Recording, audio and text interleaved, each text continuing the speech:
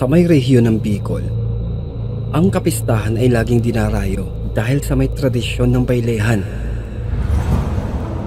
Isa itong gabi ng sayawan, musika at umaatikabong kasiyahan. Isa ito sa pinaka-inaabangang pagdiriwang ng taon. Ang mga mananayaw mula sa iba't ibang baryo, sityo at nayon ang tampok sa may programa. Bawat isa'y may dalang kakaibang galing na nagbibigay buhay sa may gabi. Ang grupo nila Kara, ang mga batang sikat sa kanilang husay sa pagsasayaw, ay ang pangunahing itinampok ngayong taon. Ang kanilang galaw ay parang musika sa mata. Bawat hakbang ay puno ng sigla, kaya't palakpakan ng bawat isa matapos ang kanilang pagtatanghal.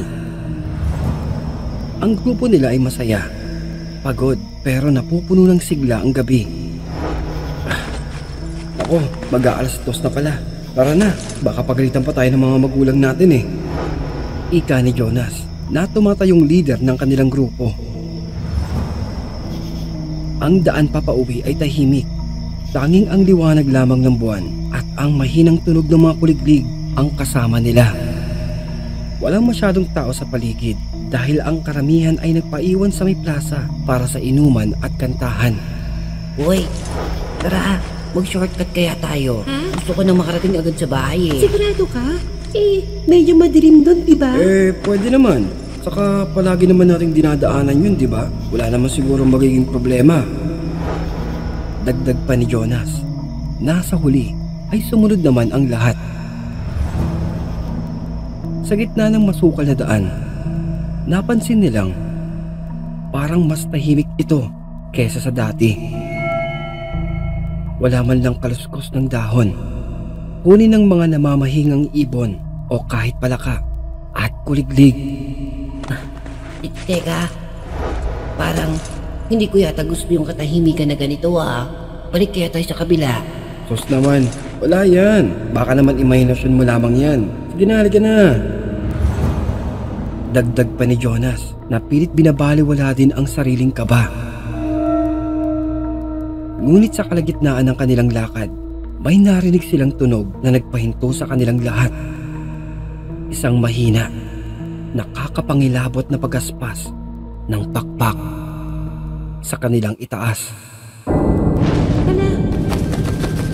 Anong tunog yun?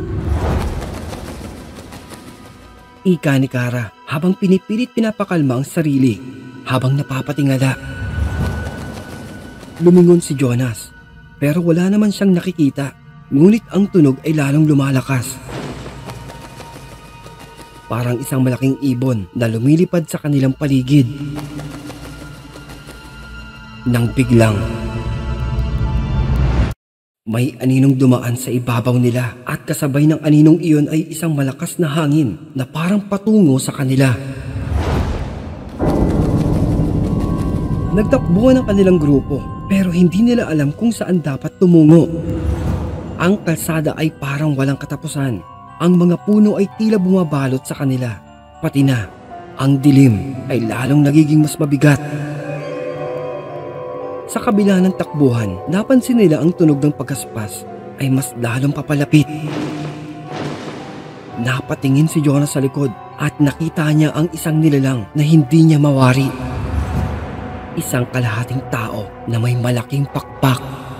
Nagliliwanag ang mga mata na may ngiting tila nagpapakita ng gutom sa paghabol sa kanila.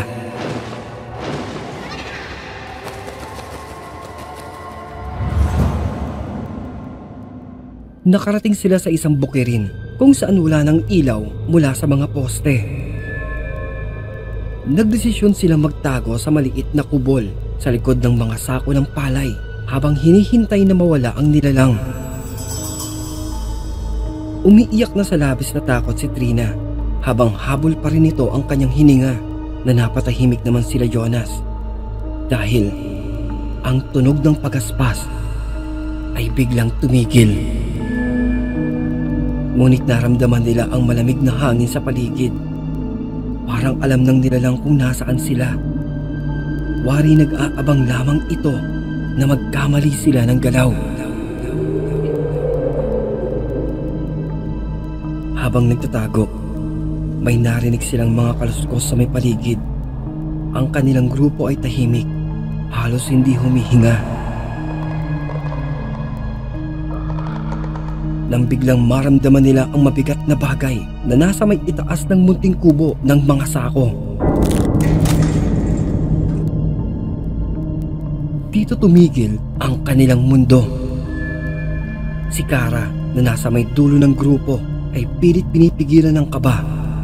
Ang kanyang puso ay tila malakas na tambol na nagbabadyang marinig ng nilalang.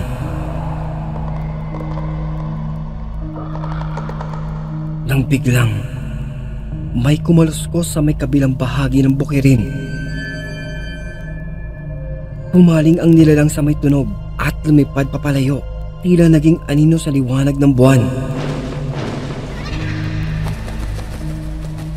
Dito na sumigaw si Jonas. Itinulak ang kanyang mga kagrupo palabas ng kanilang tinataguan. Mabilis silang tumakbo papunta sa may maliwanag na bahagi ng kalsada. Hindi na nila alintana ang pagod, tanging layunin lamang nila ay makalayo sa panganib. At nang marating nila ang lugar kung saan may mga poste ng ilaw, napabagsak sila sa may lupa. Hinihingal at nanginginig. Hindi ko akalaing totoo pala yung mga kwentong manananggal na yun. Oo nga, akala ko kwento-kwento lang nila yun. Nakakatakot. Sa susunod wala nang shortcut na yan. Kasalanan mo to eh. Aray ko, malay ko ba? Ika nila, habang hawak-hawak ang dibdib na tila tinutulungan ang mga sarili na makahinga ng maayos. Ang gabing iyon ay naging paalala sa kanila ng halaga ng pag-iingat, respeto sa mga kwento ng matatanda na hindi lahat ng bagay ay kailangang subukin. Hindi lahat ng kwento ay katang-isip lamang na sa bawat kasiyahan dapat nating laging tatandaan na sa may dilim ng gabi may mga nilalang na nagmamasid, nag-aabang at kailangang palaging mag-iingat.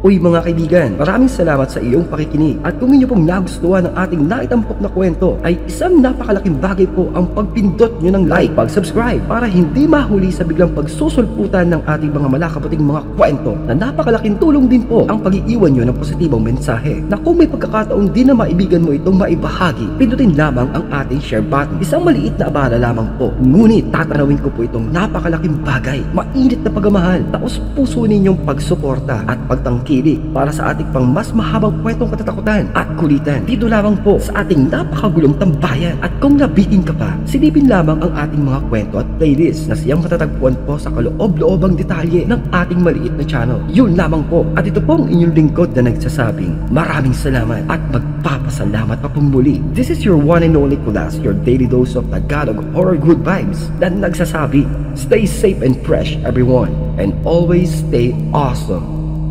Peace out.